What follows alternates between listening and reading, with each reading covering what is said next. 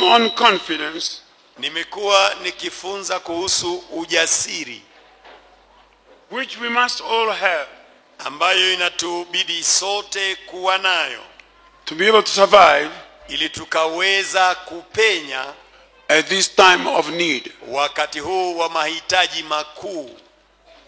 The Hebrews were told, Waibrania nao wakaambiwa, you have lost everything mshapoteza vitu vingine vyote because of your belief in the Messiah Jesus Christ. kwa sababu ya imani mlioweka kwake Masihi Yesu Kristo. But even when they take away from you all that belongs to you, Lakini hata hapo wanapowanyang'anya mali yenu, don't allow them to take away your confidence. msiwaruhusu na kuchukua ujasiri wenu. Your confidence must continue to grow. Ujasiri wenu ni sharti iendelee kuimarika. Praise the Lord. Hallelujah. I have got confidence. Ninayo ujasiri. I have confidence Nina ujasiri that he who began this good work kwamba yeye mwenyewe alianzisha kazi jema hii will bring it to completion. ataileta kwa utimilifu. He never begins anything he doesn't finish. Yeye wala haanzishi kile ambacho hanuii kuimaliza. He is the author Ni yeye ndiye yule mwanzilishi and the finisher tena yule mkamilishi of our faith. wa ile imani yetu. So backsliding is not in our memory. Basi mambo ya kurudi nyuma haituingilii kwenye bongo zetu. When you were born as a baby, Wakati ulipozaliwa kama mtoto mchanga, you are expected to continue growing ulikuwa unatarajiwa kwamba utaendelea kukua until where you are now. hadi mahali ambapo umefika sasa. No one thought that you may return back. Hakuna yeyote alidhani kwamba uko karibu kurudi kwa tumbo ya mama yako. In the spiritual Katika mambo ya kiroho nayo is greater than the physical. hata ni makuu kuliko mambo ya kimwili. Even this physical which is temporary, Hata katika ya kimwili ambayo ni ya muda tu, you are expected to continue. unatarajiwa kuendelea. Praise the Lord. Hallelujah. Bwana Yesu apewe sifa. Amina. I have been instructed by the Holy Spirit Mimi nimeshaongozwa na Roho Mtakatifu to continue teaching, niendelee kufunza, not just preaching. sio kuhubiri tu. I know very well that I'm a good preacher. Ninajua vizuri sana mimi ni mhubiri mzuri. I am Mimi ni mhubiri mzuri. a very good one. Mzuri sana. I preach to myself, Najihubiria. so I listen very much, Kwa hivyo najisikiza zaidi. and I know I'm a good preacher. Nami najua mimi ni mhubiri mzuri. However, Hata hivyo, teaching is instructions. kufunza ni kupeana maelekezo. Turn left, Geuka kushoto, turn right, geuka kulia. increase your speed, Ongeza kasi. slow down, Hebu punguza kasi. look to the right, Hebu enda kulia. look to the left. Angalia kushoto. That's how children are trained. Hivyo ndivyo watoto wanavyoongozwa na kufunzwa. That's why my teaching this time is Ndivyo in instructions. mafundisho yangu leo ni maelekezo na wapatia. And if you're here for the first time, Na kama ni mara yako ya kwanza kuja hapa leo, you're in a different church from other churches. basi kanisa ulilokuja ni tofauti na mengine yote. We will not stand here to entertain you. Hatutasimama hapa kukutumbuiza. You will entertain yourself. Utajitumbuiza mwenyewe kama una uhitaji. No one will sing for you. Hakuna yote atakaye kukuimbia wewe. You sing for yourself. Utajiimbia mwenyewe. No one will encourage you. Raise your hand. Raise your hand. Hakuna yote atakaye kuchochea uinue mikono yako. Here it is natural. We raise them. Hapa kwa kuinua mikono ni kawaida, tuaijiinulia mikono. It is part of our life. Hata kama maisha yakoje. Here we don't encourage you to praise the Lord. Praise the Lord. Hapa hatukutii moyo umsifu Bwana. You are supposed to be doing it. Wewe unapaswa kuwa unamsifu Bwana. Amen. Amina. So if you feel good, Kwa hivyo kama unajisikia vizuri, do it. endelea. Express yourself. Jieleleze. If the word comes to you directly and you know it is you, Kama neno linakujia mara moja unajua ni wewe, say something. sema kitu. You can say, thank you, Jesus. Unaweza kusema asante Yesu. That's for me. Say, thank you, Jesus. Asante Yesu. Say, thank you, Jesus. Sema asante Yesu. In the last days, many will be unthankful. katika siku za mwisho wengi watakuwa wasiotoa shukrani. And when they knew God, they did not worship him as God, Na walipokwisha kumjua Mungu walikataa kumwabudu kama Mungu, nor were they thankful. na wala hawakutoa shukrani And kwake. because of that, God left them. Na kwa sababu ya hali yao hiyo Mungu akawaacha. Unthankfulness is a big sin. Hali ya kutotoa shukrani ni dhambi kubwa. What has he done for you to be able to thank him? Unaanza kuuliza, je, ni nini amenifanyia ndio nimshukuru? He has not healed me. Hajaniponya na mimi He has mgonjwa. not given me money the way the preacher said. Hajanipatia pesa na mhubiri alisema nitapewa. Yes. Ndio, It is not those things. sio hizo vitu. It is you. Ni wewe. Ni wewe. Hallelujah. You are here because he has made you. Wewe uko hapa kwa sababu ameshakuunda hivyo. Thank him for you. Mshukuru kwa kukuunda wewe. Not for things, Sio kwa ajili ya vitu anavyokupa. for you. Mshukuru kwa ajili yako mwenyewe. Asifiwe Yesu. Hallelujah. Now, Sasa sikiliza. I want you to come with me Nataka uandamane nami in a journey. kwa safari fulani. We are sailing. Huku tunaogelea tuaenda. The book of Acts 27. Kitabu cha Matendo ya Mitume sura 27. You will discover a story here that is amazing. Utagundua simulizi hapa inayostaajabisha. Quickly. Haraka sana. Verse 21. Mstari wake wa 21. But I think we begin from verse 20. Lakini nadhani vema tuanzie mstari wa 20. Now when neither the sun nor the stars appeared for many days, Sasa jua wala nyota hazikuonekana kwa muda wa siku nyingi, and no small tempest beat on us, na tufani kuu ikatushika. all hope that we should be saved was finally given up. Basi tukakata tamaa ya kuokoka. But after a long abstinence from food, Na walipokuwa wamekaa wakati mwingi bila kula chakula, then Paul stood in the midst of them and said, Paulo akasimama katikati yao na akasema, Men, you should have listened to me, wanaume, iliwapasa kunisikiliza mimi, and we should have not sailed from Crete na hatungeng'oa nanga toka Krete, and incurred this disaster and loss. kisha kupata madhara haya na hasara hii. Verse 22.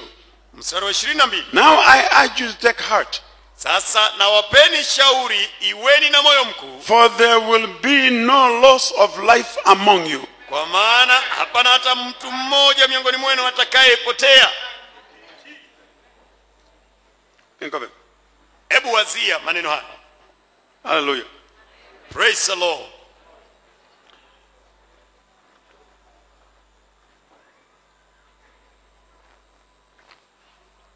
But only the sheep will be lost. Ila merikebu tu ndiyo itakayopotea. For there stood by me this night an angel of God, Kwa maana alisimama kando yangu malaika wa Mungu to usiku, whom I belong, ambaye mimi ni wake, and whom I serve, naye ndiye ni mwabudu, saying, Do not be afraid, Paul. akisema, usiogope Paulo, You must be brought before Caesar. maana ni lazima usimame mbele ya Kaisari. And indeed God has granted you all these who sail with you. Tazama, Mungu amekupa na watu wote wanaosafiri pamoja nao. Now my aim is to bring you to verse 25. Sasa lengo langu lilikuwa ni kufikishe kwenye mstari unaofuatia Therefore, take 25. heart. Basi wanaume, changamkeni, Take heart. changamkeni, jipeni moyo, For I believe God kwa sababu namwamini Mungu that it will be just as it was told me. ya kwamba yatakuwa vile vile kama nilivyoambiwa.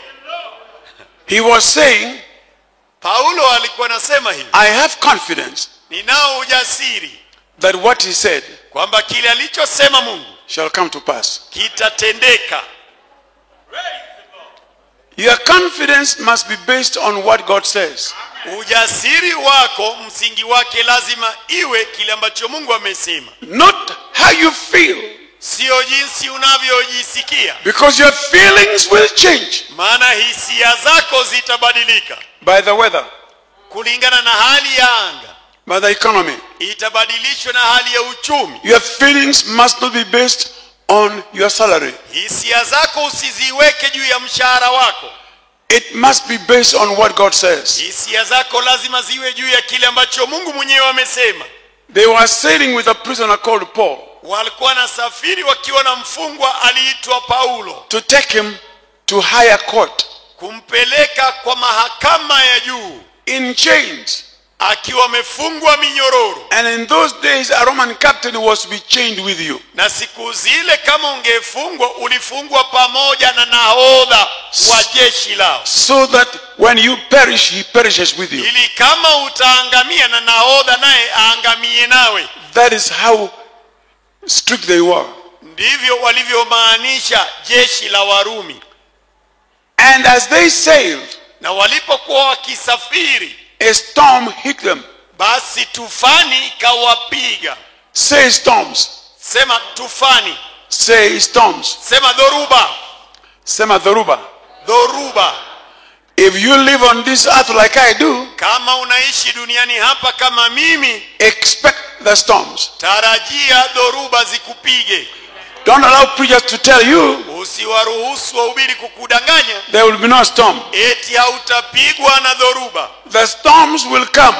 Dhoruba zitakuja, Yes. ndiyo, And they will not choose the houses of the saved ones and skip them. nazo hazitachagua nyumba za watu wengine na ziwache nyumba za waliookoka. You will be breathing the same oxygen. Wewe utakuwa unapumua hewa ile ile.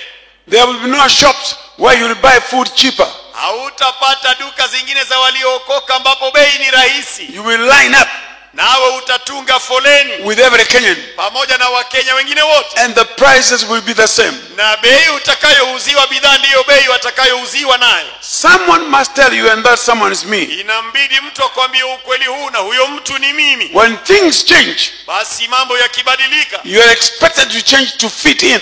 wewe nawe unatarajiwa kubadilika kutoshea katika hali mpya hiyo. But here now, Lakini hapa sasa, the word of God.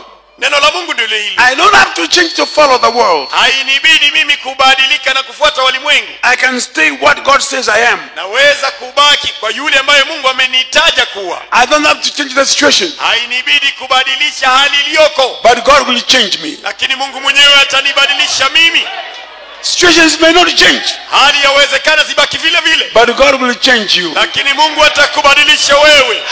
Hallelujah. He Haleluya! will prepare you for the storms ahead. Mungu atakuandaa kabla ya dhoruba kuja, And you will say like Paul, na utasema kama Paulo, I have confidence ninayo ujasiri huu that what he says will be true. kwamba kile Mungu amesema ndicho kweli. I believe God, Ninamwamini Mungu, not I believe in God. sio eti nina imani kwa Mungu. No, believing in God even wizards do. Kuwa na imani kwa Mungu, hata wachawi wanamwamini, Even the thieves believe in him. hata wezi wako na imani kwa Mungu. This time I want to turn you away from believing in God Mara hii inataka kukutoa kwa mambo ya kuwa na imani kwa Mungu, and believe God umfike mahali pa kumwamini Mungu for mwenyewe. the word he has said. Umwamini Mungu kwa yale ambayo amesema. What has he said? Je, Mungu amesema nini? All these storms Hizi dhoruba zote will not destroy you. hazitakuangamiza. Haleluya! Asante Bwana Yesu. Namwamini Mungu. God did not tell Paul, Mungu wala hakumwambia Paulo I will stop the storms. eti nitakomesha dhoruba. No, Hapana. God is not in the business of stopping storms. Mungu yeye haendi kuzuia dhoruba, sio biashara yake. Let me bring you to Jesus. Hebu nikufikishe kwa habari zake Yesu mwenyewe. He told his followers, Akawaambia wafuasi wake, get into that boat and go to the other side. I'll meet you there. ingieni ndani ya ile merikebu, mvuke ng'ambo ile nyingine, tutakutana nanyi kule. As soon as they obeyed, Mara tu walipomtii, the storms came against them. dhoruba ikaja dhidi yao. As soon as you obey and act, Mara tu kisha mtii Mungu na kutenda vile, the world will react. walimwengu watakuja dhidi yako. Hell will react. Uzimu itakuja dhidi yako. Friends will react. Adui watakuja dhidi Even your yako. family will react. Hata jamii yako wengine watakuja dhidi yako. But before you obey, Lakini kabla ya wewe kutii, you are safe somewhere. wewe uko sawa tu nao, hawana shida na wewe. Why did the storm come? Ni kwa nini dhoruba iliwapiga? Because they obeyed a command from their master. Kwa sababu walikuwa wametii amri ambayo bwana wao aliwapa. You obey, Wewe nawe tii, and the storm will come against you. kisha dhoruba itakuja kinyume chako. But it shall not destroy you. Lakini hiyo dhoruba wala haitakuangamiza. Hallelujah. Why? Kwa nini? He who told you to cross over Yeye aliyekwambia vuka ng'ambo ya pili, is the word which created the storms. yeye ndiye neno aliyeumba hata na hizo dhoruba. In the beginning was the word. Pale mwanzo alikuwa neno. The word was with God. Neno alikuwa na Mungu. The word was God. Neno alikuwa Mungu. All things were made by the word. Yote viliumbwa naye neno. Now that word Na huyu neno is telling you, anakuambia wazi, cross over. vuka hadi ng'ambo ya pili. Storms Dhoruba hizi in Kenya, hapa Kenya they are growing greater. zinaendelea kuongezeka. But the more they grow, Lakini jinsi dhoruba the zinavyoongezeka, more we hear his voice. ndivyo tunavyosikia sauti ya Mungu. One time, Wakati mmoja they were crossing. walikuwa navuka, As the storms hit them, na dhoruba zilipowapiga, then they see someone kisha wakamwona mtu fulani walking on those storms. akiwa anatembea juu ya dhoruba ambazo zinawapiga. That storm was under his feet. Dhoruba zilikuwa chini ya miguu yake. Who was that? Huyu alikuwa nani? The same one who told them to cross. Ndiyo yule ambaye mbeleni aliwaambia wavuke hadi ng'ambo ya pili. Those storms are not above him. Hizo dhoruba zinazokupiga hazijamzidi yeye. He knows you. Yeye anakujua vizuri. He may not stop the storms, Inawezekana asizikomeshe zile dhoruba, but he will allow them to come lakini atayaruhusu zote kuja, so that he may show his glory to you. ili akaweza kukudhihirishia utukufu wake. They saw that one which was threatening them, Ili kwamba kile ambacho kilikuwa kinawatishia, that one which was supposed to destroy them, kile ambacho kilikuwa kiwaangamize, was under the feet of Jesus. kilikuwa chini ya miguu ya Yesu. Jesus did not stop that storm. Yesu hakuzuia dhoruba, He walked on it. yeye alitembea juu ya hiyo dhoruba. Today I want you to hear a declaration. Leo hii nataka usikie tangazo hii. Every storm is under his feet. Kila dhoruba iko chini ya miguu ya Yesu. Hallelujah. You keep your steady eyesight on him. Wewe endelea kukaza macho yako juu yake Bwana Yesu. And Peter said, Na Petro akasema, just a moment. ngoja kidogo. Lord Jesus, Bwana Yesu, is that you? naona ni kama wewe. Yes, I'm the one. Ni mimi. From where I am in this boat, Mahali niko hapa Yesu, and ndani ya mashua. where you are, Na mahali huko, I want to come there. mimi nataka nitoke kwa mashua nikuje mahali huko kwa mawimbi. Stop there. Simamia hapo hapo. Don't stop the storms. Usisimamishe mawimbi. I want to enjoy Na mimi nataka kufurahia walking on the storms like you. utembea juu ya mawimbi kama wewe. Haya. Hallelujah. And Jesus said, Na Yesu akasema, come. njoo. He didn't say, Yesu hakusema, I want to teach you ninataka kufundisha Petro 7 steps to walk on the storms. hatua 7 za kutembea juu ya mawimbi. There are no 7 steps or 4 steps. Hakuna hatua 7 za kwenda mahali popote.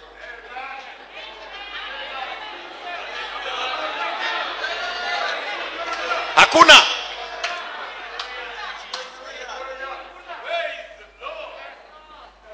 There are no 7 steps on how to be born again. Hakuna hatua 7 za kuokoka, hakuna. You may know them, Inawezekana unazijua kwa kichwa yako, but unless you are born again, they are useless. lakini isipokuwa wewe umeokoka, hizo vitu unajua kwa kichwa yako ni bure, hazikusaidii. Today I want to help you. Leo hii nataka kukusaidia. There are no 4 steps on how to tame the storm. Hakuna hatua 4 za kukusaidia. Don't listen to that cleverness. Usisikize hao wajanja. Jesus, Yes, stop there where you are. simamia hapo hapo uliko. I want to come there Mimi nataka kuja hapo and enjoy walking on the storm like you. nami nifurahie kutembea juu ya dhoruba kama wewe. I want to take part in the miracle. Nataka niwe mshirika katika hiyo. I want to be affected by that miracle. Mimi nataka kuguswa na huo muujiza. And Jesus said, Na Yesu akasema, come. njoo. He didn't say, Peter, Hakumwambia Petro, now step number 1. hatua ya kwanza kutoka kwa mashua, Think positively and say, I will go. kuwa na mawazo mazuri na ujiambie nitaenda mwenyewe. That is a lie. Huo ni uongo pia. There are no 4 steps on how to walk on the storm. Hakuna hatua 4 za kutembea juu ya dhoruba. It's only to hear his voice. Unahitaji tu kusikia sauti ya Bwana mwenyewe Come. akikwambia kuja. Hallelujah. Amina. When he says come, Bwana mwenyewe akikwambia he njoo, is speaking to your heart, anazungumzia moyo wako, not your head. sio kichwa chako. Now you people hearing me, Sasa yenyi watu mnaonisikiliza, these storms which you are going through hizi dhoruba zote ambazo unakabiliana nazo are under his feet. zote ziko chini ya miguu ya Yesu. None of them is above his feet. Wala hakuna dhoruba hata moja ambalo liko juu ya miguu yake. They are under his feet. Yote yako chini ya miguu yake. Let me quote a scripture. Hebu ni nukuu andiko hapa. Looking unto Jesus, Huku mkimtazama Yesu, the author and the finisher of our faith. aliye mwanzilishi tena mkamilishi wa ile imani yetu. When Peter heard, come, Petro akasikia neno lake akimwambia njoo, he took the first step from the boat kisha akapiga hatua ya kwanza kutoka kwa mashua and he put on the water. na kisha akaiwekelea juu ya maji. He said, I come. Akasema mimi naja. I. Mimi naja. Hallelujah. Amen. What did Jesus say?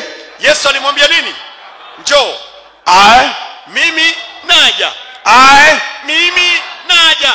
If I'm going to perish, Kama nitaangamia, I will perish going. nitaangamia hali naja.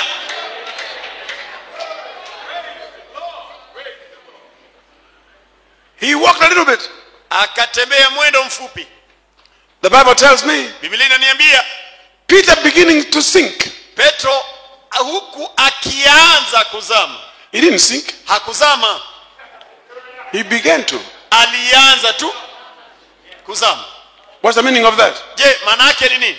Sometimes you wonder why you became a Christian. Mara nyingine unashangaa hii Ukristo ni nini? Because I was told there will be no problems. Maana niliambiwa mambo sawa sawa, maisha kwa Yesu tambarare. Now the problems are more. Sasa nimeona shida zimeongezeka zaidi. Yes. Why? Kwa nini? Because you are walking on the storm. Kwa sababu unatembea juu ya dhoruba. Amen. Those who are in the boat, Wale walioko mashuani, Peter left them there. Petro aliwaacha kule. He didn't ask brethren to pray for him. Hakuwauliza wa ndugu tuunganishe imani. They would have told him, you are proud. Wangemwambia Bwana, hii tumeshakwambia hiki mbele yako There utazama. is something you want to prove. Wangemwambia hiki mbele yako hii tumeshakataza, wachana nayo. You want to prove that you are better. Wanataka kutuonyesha ati wewe ndio mzuri. You have more faith. Atuko na imani zaidi. Don't listen to the brethren. Usiwasikize wapendwa. Some of them will discourage you. Wengine When watakupoza. God tells you do this, do it. Bwana akikwambia fanya. Some of these brethren, Baadhi ya hawa wapendwa they are too clever. ni wajanja tu And they want to bring ujanja wao in my life. na wanataka kuleta ujanja wao kwa maisha yangu. I want my life to be by the word of God. Mimi nataka maisha yangu yaendanishe na neno la Mungu. That's why Paul says, Ndio maana Paulo anasema, for I believe God, maana namwamini Mungu, it shall be itatendeka vile as it was told me. alivyoniambia Mungu. Peter, Petro beginning to sink. akianza kuzama, He was not going to sink. hakuwa eti atazama, He was going to the Lord. alikuwa anamwendea Bwana on the water. akitembea juu ya maji. He could have not begin to sink if he was in the boat. Hangeweza kuanza kule kuzama kama angekuwa bado mashuani. Those who were in the boat were in safety. Wale waliokuwa ndani ya mashua walikuwa bado salama. He endangered himself Yeye alikuwa ameshajihatarisha maisha yake, to want to enjoy the miraculous walk. huku akitaka kufurahia na ile miujiza. Today, Leo hii I tell you, ninakwambia wazi, tell him, Lord, mwambie Bwana, allow me to walk on the storms. niruhusu nitembee juu ya dhoruba. And he is saying, come. Naye anakuambia njoo, tembea. And you say, here I go. Na unasema mimi huyu naja. Hallelujah. Amina. Hallelujah. Hallelujah.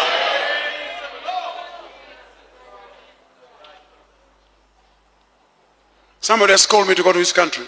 Kuna mtu akanipigia simu anataka nende nchini And he mwao. has said the economy is so bad here. Na akasema hali ya uchumi ya nchi yetu imezorota sana. We can't afford your crusade.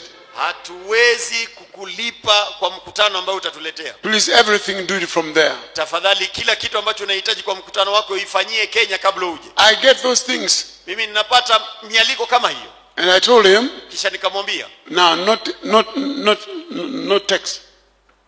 si kumwandikia arafa fupi. My voice. Nikampigia apate kusikia sauti yangu sawa I told him, sawa. brother, Nikamwambia ndugu yangu, when the Lord says go, Bwana akikwambia ondoka, I will come. akiniambia niende, mimi nakuja. He doesn't tell me to go without providing the money. Huwa haniambii nije na hali hajanipa na vifaa. He said, man of God, that's what defeats us. Basi mtu wa Mungu, hiyo ndio kitu ambacho kinatushinda. Come and teach our preachers that. Njoo ufundishe na wahubiri wetu hivyo. Why? Kwa nini? Who goes to war Ni nani huyu aendaye vitani at his own expense? akiwa amejigharamia mwenyewe? Peter, Askari yupi? Peter beginning to sink. Petro huku akianza kuzama. He didn't sink halfway. Hakuzama nusu, Beginning to sink. alianza kuzama. He cried out, Akapiga yowe, Lord. Bwana. He didn't pray nicely. Hakufanya maombi laini. A sinking person can't pray nicely. Bwana, mtu ambaye anazama hawezi kuomba kwa njia laini. I got to places Mimi naenda maeneo fulani to pray kuomba with bishops and pastors. na maaskofu na wachungaji. And they don't pray. Na waombi They go there to show how much they have read. wanaenda kuonyesha jinsi wamesoma vitabu nyingi sana. The one who is going to lead in prayer, Wengine wanaamini maombi, the one who is going to lead. ule ambaye ataenda kuongoza maombi. And he made me open my eyes Akanifanya nikafumbua macho yangu. because he welcomed the Lord in our presence. Maana kwanza akamwambia, Bwana, tunakukaribisha katikati yetu. I opened my eyes. Tunakukubali katikati yetu. Nikafungua macho yangu. Huyu amemkubali Bwana katikati yao. We welcome you Tunakukaribisha. Karibu Bwana. to our midst. Hallelujah. Anaongea very deliberately, slowly, so that you can hear. Tena naongea makusudi moja moja ndio. I opened my eyes to make sure I'm not hearing the wrong thing. Nikafumbua macho yangu nipate kuhakikisha kwamba kile ambacho nasikia na kile ambacho naona zinafuatana. Welcome the Lord Unamkaribisha Bwana to our midst. katikati yetu.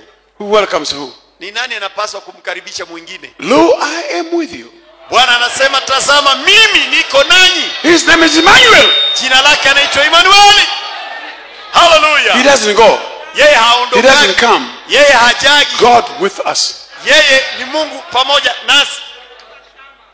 Hallelujah. But he prayed like that to be heard.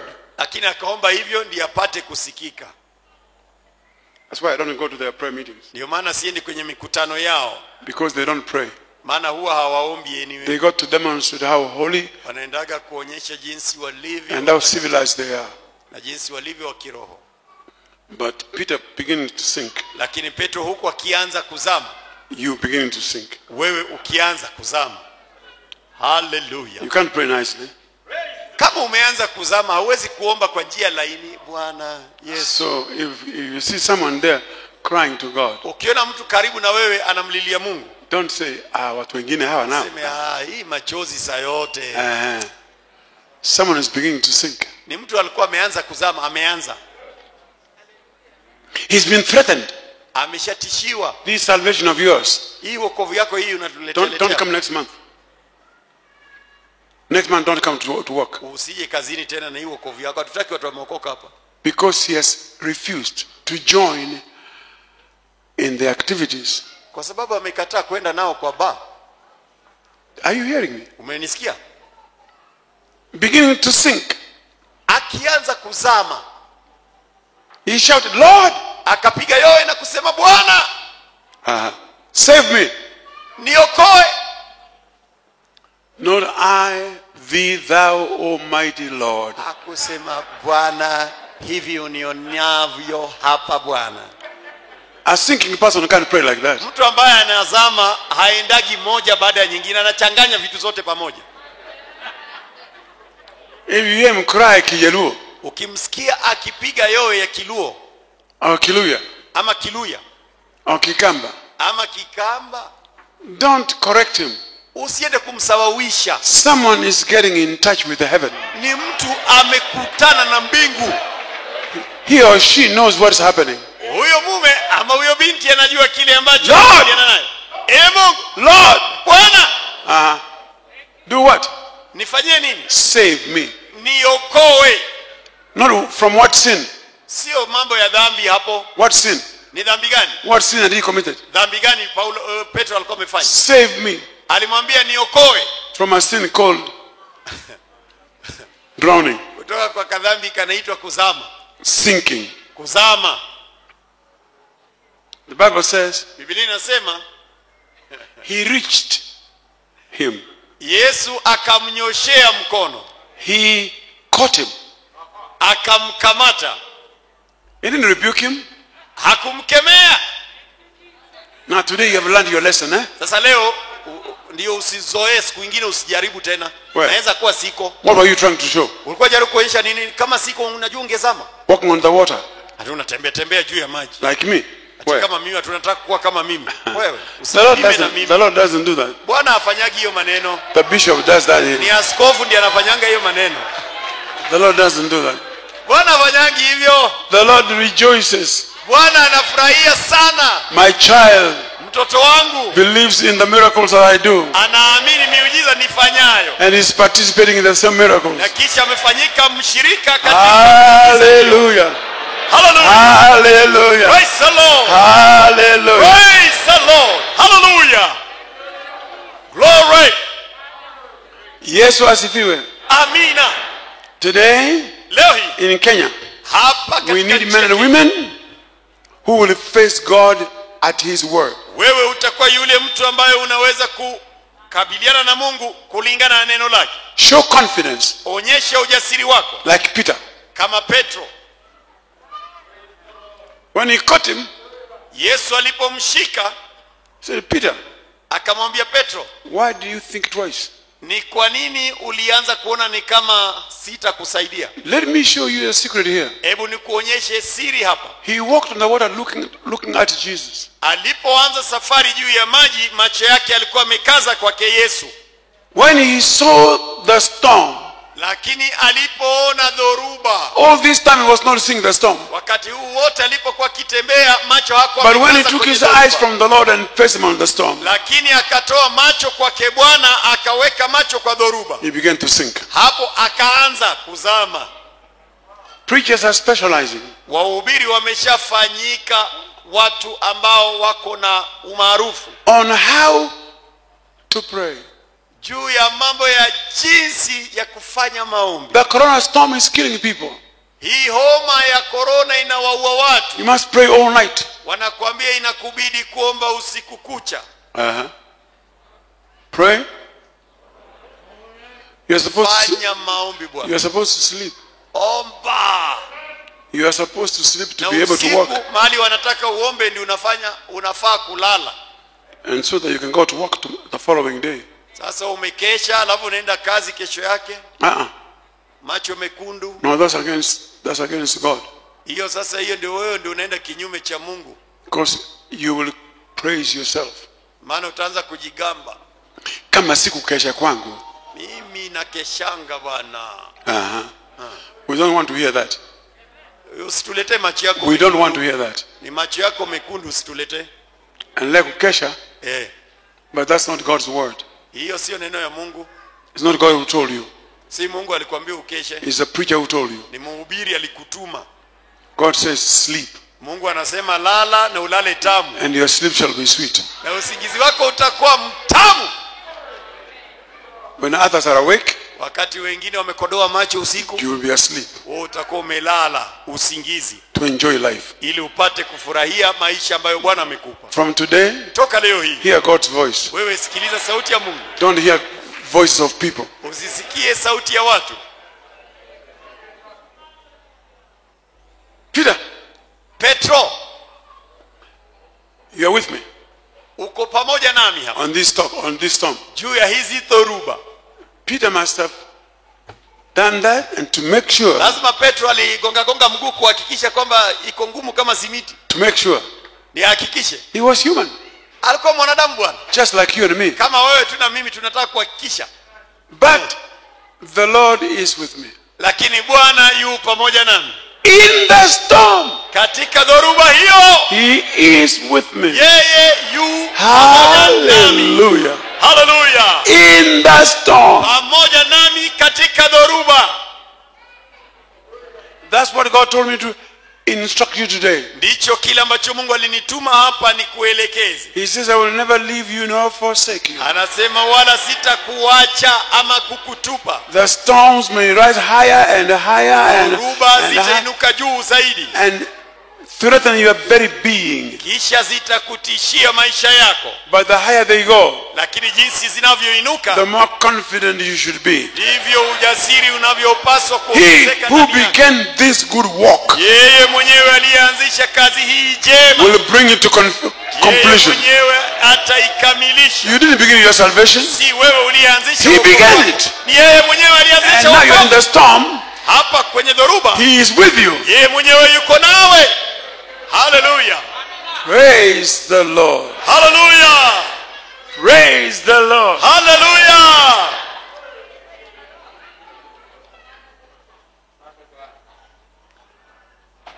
I am assured Mimi nimehakikishiwa that someone is saying, kwamba mtu hapa anasema, from today, toka leo hii I will walk in the storm. nitatembea juu ya dhoruba. Jesus is there with you.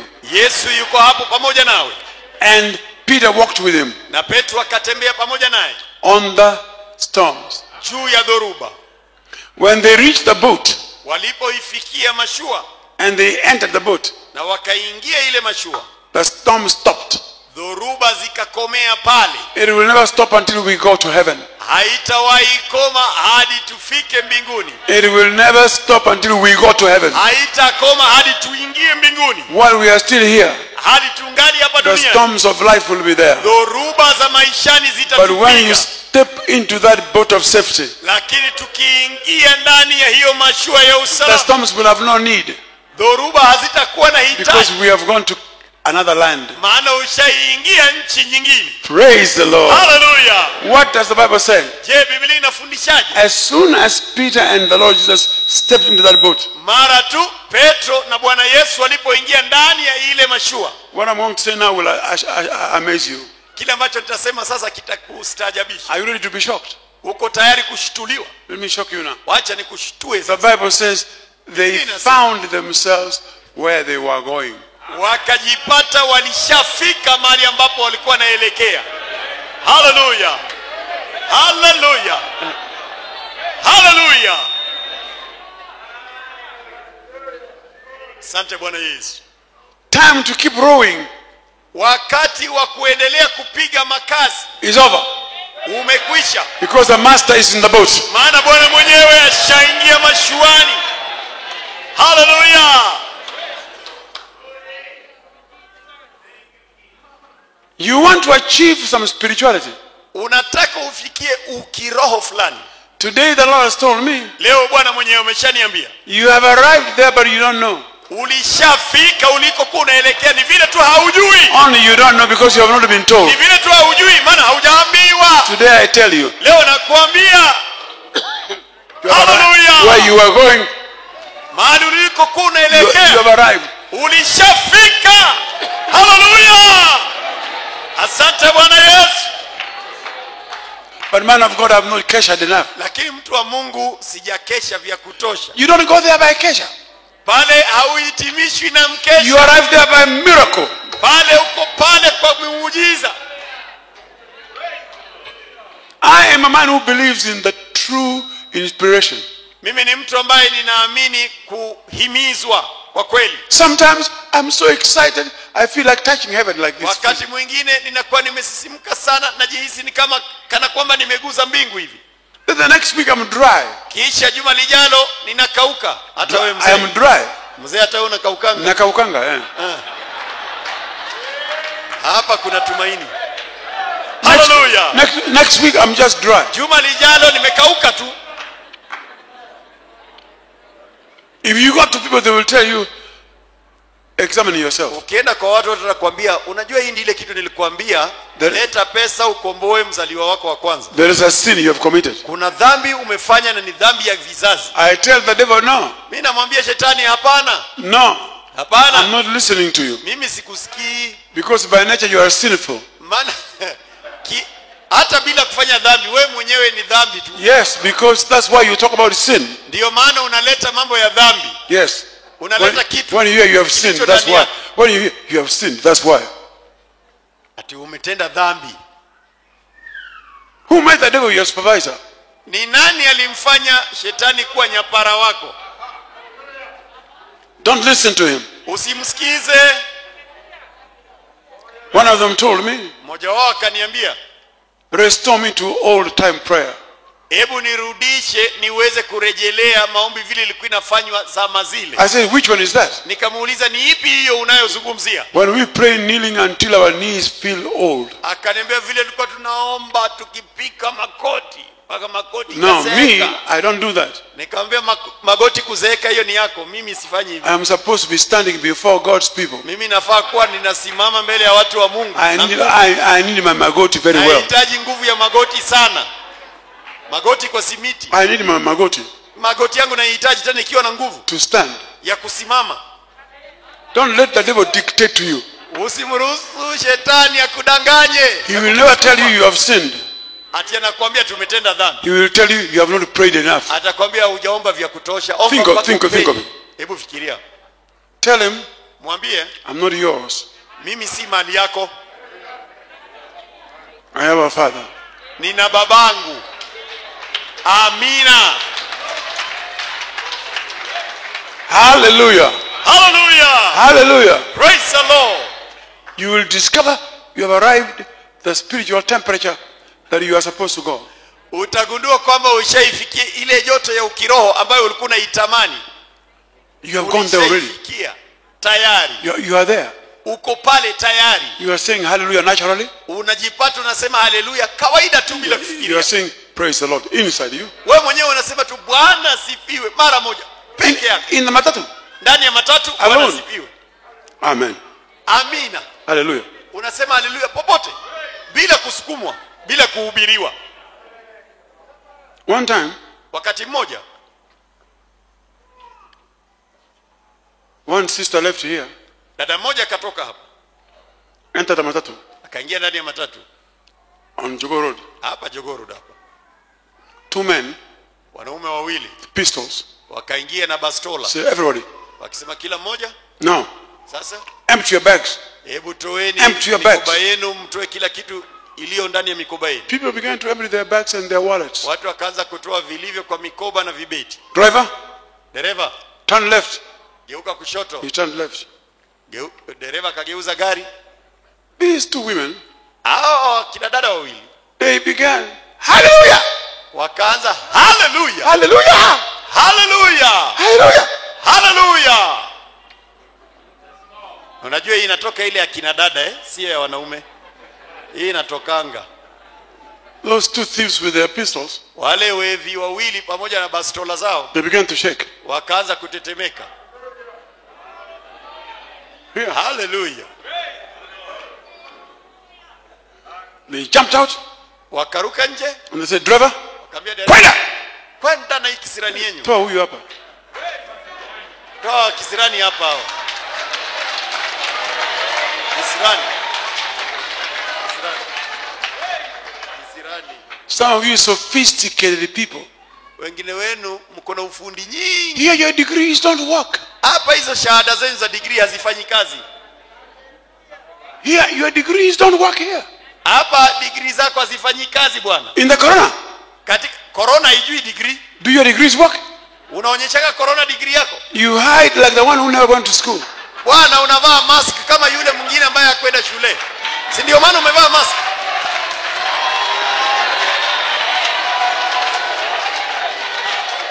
Time has come. Wakati ushafika For us kwetu sisi to live naturally spiritual. uishi maisha kawaida And kiroho. spiritually natural. Na ukiroho wetu inakuwa ndiyo kawaida.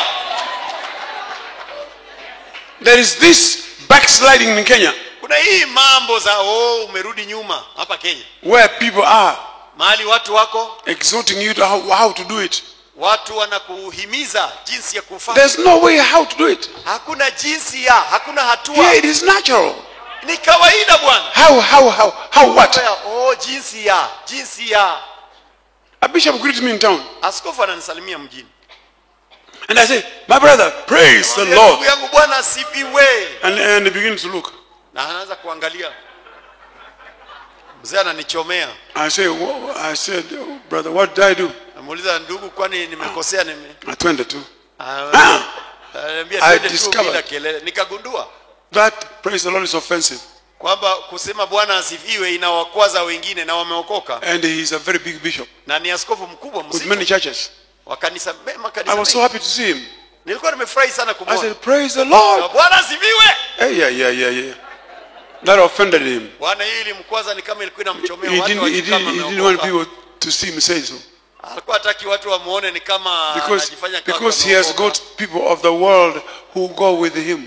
Maana yuko na wale walimwengu ambao hawajaokoka ambao huwa wanaandamana naye. He doesn't want to show off. Na hataki kuwatisha wamuache. With me I must show my full colors. Mimi lazima nionyeshe mimi ni nani, kitambulisho changu. Kitambulisho changu. Hallelujah. Why not? Ni kwa nini isiwe hivyo? Why are thieves showing off? Ni kwa nini wevi wanajionyesha wazi? Why are wizards showing off? Kwa nini wachawi wanajionyesha wazi? Why can't we show who we are? Ni kwa nini sisi hatuwezi kuonyesha sisi ni akina nani? Hallelujah. When you meet me in town, ukikutana nami mjini, someone told me, askofu, mtu aliniambia askofu, Bwana asifiwe. Bwana asifiwe. Nikasema hallelujah. Hallelujah. Alikuwa mbali. Anaruka barabara. Askofu, Bwana asifiwe. Hallelujah. Nikasema nikamfuata hallelujah. Watu wakaangalia. Watu wanashtuka. Vitu za kanisani wanaleta kwa barabara. Nikiwashtua hiyo nafurahi sana. Hallelujah. Watu ni wakushtuliwa. Hivyo ndivyo nilivyozaliwa. Hallelujah. Hivi ndivyo nilivyo. Hallelujah. Shout hallelujah. Hallelujah. Yes. Hallelujah. Don't wait until next Sunday. Usiongoje mpaka Jumapili. In that house. Ukiwa kwa hiyo nyumba yako. Your children are okay. Watoto wako. Hallelujah. Sema hallelujah. Your life is okay. Maisha yako ni sawa. Hallelujah. Even in that office. Hata kwa hiyo ofisi. If you don't offend anybody. Kama utamkwaza mtu. Hallelujah. Sema hallelujah. Hallelujah. Time has come. Wakati ushafika. For us to be seen in our true colors. Wetu kuonekana sisi ni akina nani haswa. And if you are failing. Kama unaanguka. Like Peter. Kama umeanguka kama Petro. Say, Lord Jesus, save me. Sema Bwana Yesu niokoe. What sin did he commit? Ni dhambi gani Petro alifanya? Saving is not from sin. Unajua kuokolewa sio tu lazima kwa dhambi. Situations. Unaweza kuokolewa kutoka kwa hali fulani fulani. Yes. Ndio. Hallelujah. Amina. Bwana asifiwe. Amina. If you are born again and your wife is born again. Kama umeokoka na mke wako ameokoka. Ngoja kidogo. Anza kupractice nyumbani kule hallelujah. Hallelujah. Mama watoto Bwana asifiwe. Hallelujah. Mzee Bwana asifiwe. Mzee Bwana asifiwe. Why not? Kwa nini isiwe hivi? Yes. Hii fitina iko What are you sawa. afraid of? Hii fitina iko sawa. Bwana ziviwe. Ni nzuri, ni nzuri, ni nzuri. Ni nzuri. Mtu mwingine ananisimamisha hapa town. Mwanaume ana nywele nyeupe. Ile wool ile. Pamba. Anambia, "Wewe si apostle?" Ndio. Basimama hapa hapa. Kasimama. Kana kule kando. Mpaka nirudi. I am not commanded like that. Lakini mzee ana nywele nyeupe. Mpaka nirudi. Unajua ameenda wapi? Sijui ameenda wapi. Lakini alivyosema. Ile tu voice ile ikanifanya nisiende. Nikajifanya nafanya window shopping kidogo, lakini macho yangu iko pale hivi. Alipokuja akanipata siko pale, alikasirika, anaangalia kando. Anambia, "Niko hapa ndugu yangu." Oh.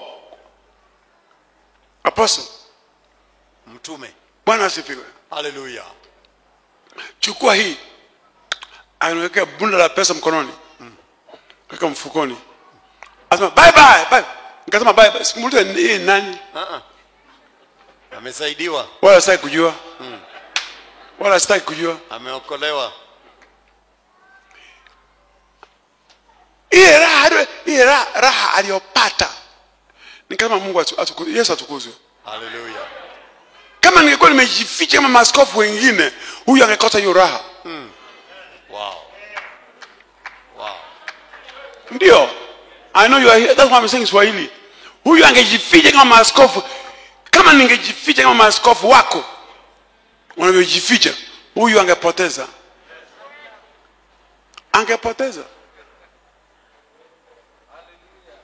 Ndio. Namna hiyo. Asante Bwana Yesu. I was crossing the road. Nilikuwa navuka barabara with Bishop Andrew Kakai. Nikiwa na Askofu Andrea Kakai. He had volunteered to come to drive me from my house to town. Alikuwa amejitolea kuja kuniendesha kutoka mjini. And when we are with him, we talk about the ministry. Tukiwa naye tunazungumzia habari za huduma. And he was confessing me how he has changed since he began to drive me. Na alikuwa anakiri mbele zangu kwamba amebadilika sana tangu aanze kuniendesha. I said, "What?" Nikamuuliza nini? "Just being with you, mzee. Mzee, kwa kuwa tuna wewe. The things you talk. Mambo ambayo unazungumza. I am a changed person. Mimi ni mtu niliyebadilika. People respect me highly. Watu wananiheshimu sana. And I have not told him A, B, C, D. Na bado sijamwambia enda hivi, enda hivi, No. enda hivi. No. I just live the way I live. Mimi maisha yangu naishi tu virahisi. He is very confident. Naye ana ujasiri mwingi sana.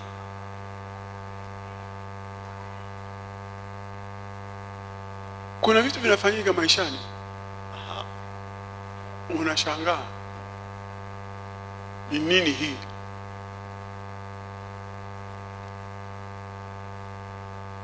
I asked him, Kamuuliza, if Peter was hiding like you bishops hide from people, kama Petro angekuwa amejificha vile nyinyi maaskofu mnajificha kutoka kwa watu, how could his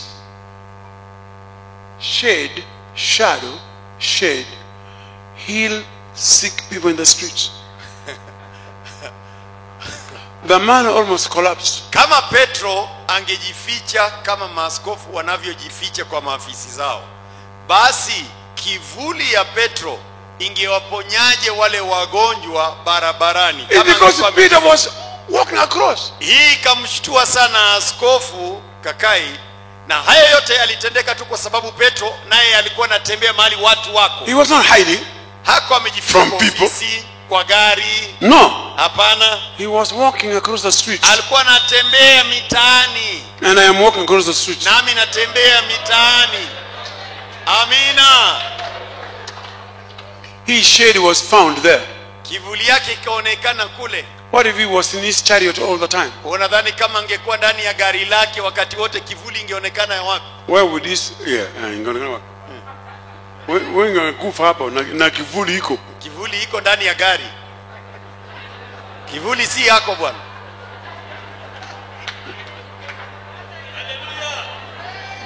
Bishop Kakai has reported to me Askofu Kakai ashaniambia. Mzee, I am different. Mzee, mimi ni tofauti. People hear me and they hear your voice. Watu wakinisikia ni sauti yako wanasema hii sauti ya mzee. Na sijamwambia A, B, C, D. Na sijamwambia watu Step hubiri number 1, hivi. step number 2. Hatua ya kwanza, hatua ya pili. Tithe to me. Sijawahi mwambia lete fungu la 10. He has got his own bishop Yuko na askofu wake, yeye ni askofu ambaye yuko chini ya askofu mwingine. where they tithe. Mahali ambapo wanatoa fungu la 10. I am not his bishop. He can't tithe. That's against their law. Mimi si askofu wake, hawezi kunipatia fungu la 10 kulingana na sheria yao. But Maana by- atakuwa amevunja. But by walking with me, Lakini kwa sababu anatembea na mimi, he has confessed he's a different man. yeye ameshakiri mbele zangu kwamba amefanyika mtu tofauti. Amina. You who have heard me today, Ninyi ambao mmenisikia hapa leo, you're not living in this place the same way you came. hauondoki hapa vile ulikuja. I want to make a declaration here. Nataka kufanya tangazo hapa. Prophets of the truth, Manabii wa kweli they don't wait until everything is okay. huwa hawasubiri mpaka hali ziwe sawa sawa. They act as by God's timing. Hao hutenda kulingana na wakati wa Mungu. And you who are afraid Na wewe ambao unaogopeshwa the storms may sink you, kwamba dhoruba zinaweza kukuzamisha, today I declare leo hii na kutangazia by the power of the Holy Spirit, kwa uwezo wa Roho in Mtakatifu, the name of our Lord Jesus Christ, katika jina la Bwana wetu Yesu the Kristo, resurrected Lord, huyu Bwana wetu aliyefufuka kutoka every kwa wafu, storm under your feet, kila shida ije chini ya miguu yako, every storm under your feet, kila shida ije chini ya miguu yako, every storm, kila shida be it circumstantial, iwe ni shida ya kihali, be it economical, iwe shida ya kiuchumi, whatever it is, chochote ilicho, I bring them under your feet. yote nazivuta chini ya miguu yako. Today, Leo hii you are a winner. wewe ni You are more than mshindi, a conqueror. wewe ni zaidi ya mshindi, You are more than a conqueror. wewe ni zaidi ya mshindi. Asante Bwana Yesu, asante Bwana Yesu, haleluya. Open your eyes and look at me. Fumbua macho yako uniangalie. You are the only one who knows what storm you are going through. Ni wewe wa pekee waijua shida inayokukabili. So I have addressed that particular storm. Basi nimezungumza na hiyo shida yako I yenyewe, have addressed it. I nimeizungumzia, have addressed it. nimeizungumzia, And I brought it under your feet. nimeivuta chini ya miguu yako. You are the master now. Ni wewe unayeitawala You sasa. must now begin to rule with Christ. Wewe sasa lazima uanze kutawala pamoja na Kristo. If we believe him, we shall rule with him. Kama tumwamini yeye, We shall rule with him. tunatawala naye. Rule in your life today. Tawala maishani mwako leo. Amina. Now, Sasa open your eyes and look at me. fumbua macho yako niangalie. Glory be to him, Utukufu kwake Yesu, by whose blood yeye kwa damu yake he has redeemed us ametukomboa, and made us priests kisha ashatufanya kuwa makuhani, and kings kisha ametufanya kuwa wafalme in the kingdom of his Father. katika ufalme wa baba yake. You are kings here today, Ninyi ni wafalme hapa leo hii, not ruling over some people, sio kutawala watu wengine, but ruling in your own affairs. lakini mnajitawala kwa mambo yenu wenyewe. From today, Toka leo hii you are a ruler wewe ni mtawala in your own affairs. katika mambo From yako. today, Toka leo don't go to the pastor to rule in your... No pastor must rule. No pastor must rule usimwendee mchungaji yeyote kutawala mambo ya maisha yako. in your, Hafai kukutawala. in your marriage. Mchungaji hafai kukutawala kwa ndoa yako. Don't put your marriage under a pastor. Usiweke ndoa yako chini ya mchungaji fulani. He has got his own wife. Hata huyo mchungaji yuko na bibi sumbua. But today, Lakini leo that problem, that storm in your hiyo marriage shida, dhoruba ndani ya ndoa yako is under your feet. iko chini ya miguu yako. Amina. Today it is under your feet. Leo hiyo dhoruba iko chini ya miguu yako. Hallelujah. I declare you more than a conqueror. Ninakutangaza wewe ni zaidi ya mshindi. Economic storm, Shida ya kiuchumi, not just financial. sio tu ya kifedha. You may have the money, Unaweza kuwa na pesa but you're not a ruler. lakini hautawali. So money rules you. Kwa hivyo pesa inakutawala wewe. You will make your decisions as what money you have. Eti unafanya maamuzi yako kulingana na pesa uko na elfu ngapi. From today, Toka leo hii your money must not decide. pesa yako haifai Your money kukuambia. must not dictate your acts. Pesa yako haifai kukuambia vile. Money must not dictate how you act. Pesa haifai kukuambia Money vile must unafanya. not dictate how you talk. Pesa isikuambie Money vile must unaongea. not dictate. Pesa haifai kukuambia. You must dictate. Ni wewe ndio unafaa kuiambia. And I ordain you ruler today. Nami nimekutangaza mtawala leo. I ordain you ruler today. Nimekutangaza mtawala leo. Hallelujah. Hallelujah. Asante Bwana Yesu. Asante Bwana Yesu. Hallelujah. Hello rulers. Wanisikia Hello watawala? rulers. Watawala Now wanisikia? let me address you not as commoners, Wacha niwazungumzie sio kama watu rejareja, but rulers. ila Hello rulers. wanisikia watawala? Hello rulers. Wanisikia watawala? From today, Toka leo hii rule over your life. tawala juu ya maisha yako wewe. Amen. Don't ever blame others Usiwahi kamwe kuwalaumu wengine for your problems. kwa sababu ya shida ulizo nazo. If you are not there, others could not be there. Kama haungekuwa hai au wengine So you are hawangekuwepo, your own problem. basi ni wewe, shida yako wewe Others mwenyewe. are reacting